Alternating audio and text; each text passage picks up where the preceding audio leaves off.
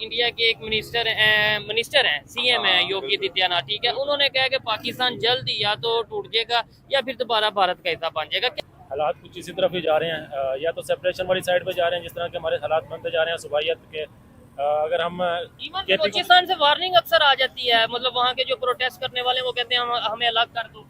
जैसे कि अभी भी आजकल भी प्रोटेस्ट चल रहा है, उन्होंने जो बलूचिस्तान की वो खातून लीडर है उसको अभी भी अरेस्ट किया हुआ है, उन्होंने उठाया हुआ है और उसके लिए काफ़ी ज़्यादा प्रोटेस्ट चल रहा है मारंग बलोच के, जिन्होंने उठाया हुआ है। ठीक है, तो वो तो ओपनली अब ये कहते हैं कि हमें एक अलग देश बना दो, क्योंकि वहाँ पे ऑब्वियसली सपोर्ट भी है, कुछ मिलिटेंट ग्रुप्स भी हैं वहाँ पे जिनको सपोर्ट कर रहा है इंडिया। लेकिन ऐसे कंट्री ज्यादा देर चल पाता है, कोई भी कंट्री हो, पाकिस्तान हो या कोई अल्हम्दुलिल्लाह भी। जी 77 इयर्स हो गए पाकिस्तान को। ठीक ठीक है जी, 1947 से लेके अब तक चलता ही आ रहा है ना। चलता आ रहा है, लेकिन हर मरतबा बीच में ऐसा हुआ ना 71 में टूट गया।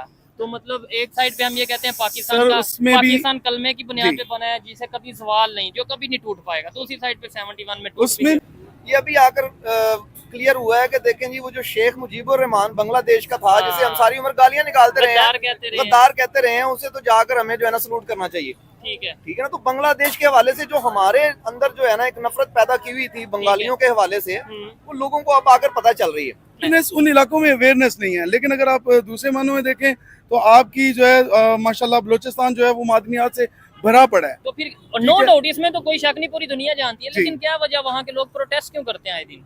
वहाँ कहीं के ना कहीं लोग उन्हें उनका राइट नहीं देखिए, मिल मेरी रहा। बात सुने, राइट जो है वो कैसे मिले उनको। एक जो है वो जागीरदार जो है वो कहता है यार आप मुझे फॉलो करो, ठीक है जी। मुझे अगर गवर्नमेंट वाले जो है वो मेरे मुंह में निवाला नहीं डालते तो मैं जो है वो 10 बंदों को लेके स्ट्राइक के लिए निकल आऊंगा। ठीक है। दूसरा बंदा जिसको मिल रहा है वो कहता है जी कोई मसला नहीं है, यहाँ पे हम अमन है। आपने एक बात बीच में की है कि भाई वहाँ पे कुछ ग्रुप हैं जिन्हें इंडिया सपोर्ट कर रहा है। बलोचिस्तान में क्यों, अगर लेट्स सपोज ऐसा कर रहा है तो बलोचिस्तान में क्यों सपोर्ट कर रहा है? इधर पंजाब ये जो 14 अगस्त और 15 अगस्त मनाई गई और साथ बांग्लादेश में जो कुछ हो रहा है और जिस तरह से वहां पे अटैक किया जा रहा है माइनॉरिटीज के ऊपर। आरज़ू, मैं आज बिलखसूस ये जो आज का विलाक है इसको मैं डेडिकेट करना चाहूंगा 1947 के रावलपिंडी के हालात। एक तो हंगामों का आगाज हुआ कलकत्ता से, दूसरा जो मैं इस पर मजीद जो जो पढ़ता जाता हूं कई नई चीजें सामने आती हैं।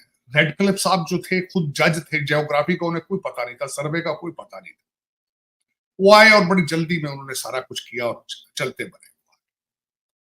दूसरा जो सबसे ज्यादा सदमा मुझे ये हुआ कि जश्न आजादी तो लोगों ने मनाया 14 और 15 को, लेकिन रेड क्लिफ एक्ट जो था वो 17 अगस्त को वो सामने आया। लोगों को पता ही नहीं था कि हम कहां जाएं। लाहौर भारत में होगा, पाकिस्तान में होगा, गुरदासपुर पाकिस्तान में होगा, भारत में होगा। ये क्या है सारा कुछ? बड़ी कंट्रोवर्शियल चीजें हैं अभी तक जो लोगों को नहीं पता। आप जश्न तो मना लेते हैं, बच्चों को यह बताएं कि 8 लाख से 20 लाख लोग जो हैं वो मारे गए थे। क्यों मारे गए? क्या वजह? ये भी बताएं क्यों मारे गए थे। फेथ की वजह से मारे गए, अपने बिलीव की वजह से मारे गए। आज भी अगर देखा जाए तो हॉलोकास्ट के ऊपर यहां बड़ी बड़ी मूवीज बन रही हैं। स्पीलबर्ग जो है वो अभी भी बड़े सेंटिमेंट हो गए, हर यहूदी बड़ा सेंटिमेंट। आप 1947 से आगे क्यों नहीं ग्रो कर पा रहे? या फिर, और सबसे बड़ी वजह यह है कि आप अपनी आने वाली नस्लों को रियलिटी नहीं बता रहे कि हम हैं क्या। आज भी जो बांग्लादेश के अंदर हिंदुओं को मारा जा रहा है फेथ बेस, आप वहीं के वहीं खड़े, 1947 से आगे नहीं जा पा रहे। भारत के अंदर भी यही हालात हैं, पाकिस्तान के अंदर भी यही हालात हैं, बांग्लादेश के अंदर भी यही हालात है। क्या वजह है? फेथ आपका अपना एक जाती मसला है। आपका खुदा के साथ, चाहे वो खुदा कौन है, ईश्वर है, भगवान है, वो परमात्मा है, वो अल्लाह ताला है, जो भी है, आपका पर्सनल मैटर है। It's nothing to do with your neighbour और एनीबॉडी इन द स्ट्रीट। आप आज भी 1947 पे खड़े हैं, क्या वजह? आप ग्रो क्यों नहीं पाए? पाकिस्तान तो कारोबार है, पाकिस्तान के अंदर तो मजहब एक कारोबार है, दुकान है, वो तो चल ही इस चीज पे रहा है। अब बांग्लादेश को देखें भी, उनकी इकॉनमी तो पाकिस्तान से बेहतर है। भारत को देखा सर, $650 बिलियन उनके पास है। वो मजहब से आगे क्यों नहीं चल रहे? अगर देखा जाए, आप वैसी साहब की स्पीच सुने तो वो भी परेशान नजर आते हैं। वो कहते हैं आज तक मोदी साहब ने कभी अफ्तार की पार्टी नहीं की। मुस्लिम टोपी पहनने से उन्हें डर लगता है। इतना खौफ, इतना खौफ, क्या वजह है? आज मैं बिलखसूस जिस चीज पे बात करना चाहूंगा, जो मेरे very dear to my heart, Rawalpindi, खासकर रावलपिंडी से के जो सिख थे, सारे सिखों से मेरी अटैचमेंट है। उसकी वजह ये है, मेरी तो खैर हिंदुओं से भी अटैचमेंट है क्योंकि हम सारे हिंदू थे पहले, लेकिन मेरे पुरखे जो थे, मेरे फोर फादर्स, वो हिंदुओं से सिख हुए, सिखों से मुसलमान हुए। दूसरा, मैं जट बरादरी से हूं, हम सारे जट पंजाब के जो सारे सिखों से कन्वर्ट हुए। हवेली गुलाब सिंह जगह थी रावलपिंडी में, वहां पे एक संत राजा सिंह, उन्होंने एक बड़ी अजीब बात की कि उन्होंने अपनी बीवी और बच्चियों को कहा कि तुम खुदकुशी कर लो, नहीं तो इज्जत बचाने की वजह से तुम्हारी इज्जत ना लूटी जाए, या खुदकुशी कर लो या मैं तुम्हें मार दूंगा। और फिर ऐसा एक उस एरिया के अंदर एक ऐसी दर्दनाक, एक हौलनाक स्टोरी चली कि मैं जिसको बयान नहीं कर पाता। एक गांव था, थोया खालसा उसका नाम था। वहां पे 90 लड़कियों ने कुएं में, एक कुआं था वहां पे, कुएं में छलांगे लगा के खुदकुशियां की। उसी के ऊपर आगे चल के मूवी बनी ब्लैक वाटर। दोस्तों, भारत ने डेलिबरेटली पाकिस्तान और चाइना को ग्लोबल साउथ समिट से निकाल दिया है, इनवाइट नहीं किया। पाकिस्तान और चाइना, पाकिस्तान से तो चलो ठीक है, भारत क्या अपनी दुनिया बनाना चाहता है? मिसाल के तौर पे सवाल ये हुआ, डॉक्टर जयशंकर ने प्रेस कॉन्फ्रेंस की, उस पर सवाल किया गया, तो उन्होंने कहा जी चाइना को बुलाया ही नहीं गया बिकॉज चाइना को हमने इनवाइट ही नहीं किया।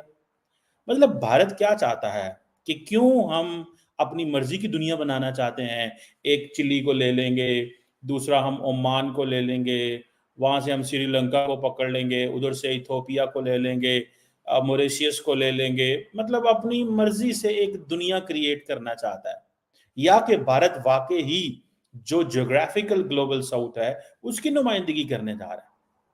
पाकिस्तान को आपने इनवाइट नहीं किया, ठीक है, हम ग्लोबल साउथ का हिस्सा नहीं है, हम हो सकता है नॉर्थ का हिस्सा हो पाकिस्तान, मतलब हमें नहीं अंदाजा, शायद भारत अपना जो मैप है वो जो बनाना चाह रहा है उसमें उन्होंने पाकिस्तान को नॉर्थ में डाल दिया हो। या कई दफ़ा होता है कि हमारे गांव में ऐसे होता था, थोड़ा ज़रा तफन्नन हमारे गांव में होता था कि एक शख्स जो है उसको अगर पूरा गांव अच्छा नहीं लगता तो वो उनकी जो है ना वो कहता था कि ये सही नहीं है, ये इसका फलां चीज़ सीखनी है, इसकी फलां चीज़ सीखनी है, इसकी फलां चीज़ सीखनी है, हाँ वो मुझे अच्छा लगता है, वो मेरे करीब आ जाए, हाँ वो दूर चला जाए, वो अच्छा लगता है मुझे, वो करीब आ जाए। मतलब आप दुनिया ऐसे तो नहीं बनाते ना, आप दुनिया को ऐसे बनाते जैसे दुनिया होती है। लेकिन भारत ने ये फैसला कर लिया कि उसने दुनिया वैसी बनानी है जैसे भारत चाहता है दुनिया को। मतलब चिली को लेके, ओमान को लेके, मॉरिशस को लेके, मतलब क्या ये चीज है? या फिर हमें ये पता चले कि क्या भारत ने बहुत सारे मुल्कों को बुलाया था और कौन कौन से मुल्क नहीं आए? ये भी तो पॉसिबिलिटी है ना कि भाई किस किस मुल्क को बुलाया, किस किस मुल्क को बुलाया, किस किस मुल्क के बारे में की कोशिश की गई, वो मुल्क नहीं आया, या किस किस मुल्क को हमने ऑटोमेटिकली इग्नोर कर दिया।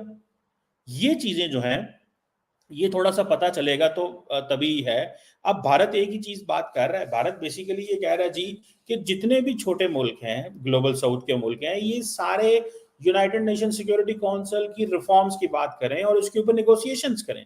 मतलब ये कि मैं आपको इज्जत दूंगा, तुम मुझे ऊपर उठा के सिक्योरिटी काउंसिल का परमानेंट मेंबर बनाओ, मैं ऊपर बात कर चुका हूं, नीचे जो है वो माहौल बनाया जाए। सो ये भारत करना चाह रहा है। जैसे फॉर एग्जांपल ओबामा आता है इंडिया के अंदर तो वो कहता है, इंडिया की पार्लियामेंट में खिताब करता है जी इंडिया को परमानेंट मेंबर होना चाहिए। बुश आएगा, बुश ने तो खैर नहीं ये कहा था, ओबामा से आई थिंक ये शुरू हुआ था if I am not wrong. Then आ गया जी ट्रंप आ गया जी, देन जी बाइडेन आ गया जी, सब ने कहा जी कि हम रिफॉर्म्स करेंगे, हम ये करेंगे, हम वो करें, हमने ये भारत को ये दे देना। भाई दें, जरूर दें। देखिए भारत एक इंपॉर्टेंट कंट्री है, इसमें तो कोई शक नहीं है, लेकिन ग्लोबल साउथ क्या एक्सपेक्ट करता है? मैंने वैसे फ्रैंकली स्पीकिंग मैंने जो तस्वीरें देखी डॉक्टर जयशंकर की, डॉक्टर जयशंकर जो थे ही वाज लिटिल टायर्ड, थोड़े वो थे जिसे कहते हैं ना, या गुस्सा था या टायर्ड थे। और ये है, लेकिन भारत ने एक और बड़ी इंपॉर्टेंट बात की है। इट मीन्स कि बेसिकली भारत बांग्लादेश की पिक्चर को प्रेजेंट कर रहा था। भारत ने ये कहा है कि जो ग्लोबल साउथ के अंदर ये कहा गया है, जो पॉलिटिकल इंटरफेरेंस का इशू उठाया गया है, मतलब ये कि बांग्लादेश के अंदर जो हुआ है ये पॉलिटिकल इंटरफेरेंस है अमेरिका की। सो ये भारत ने खुला खुला इल्जाम लगा दिया।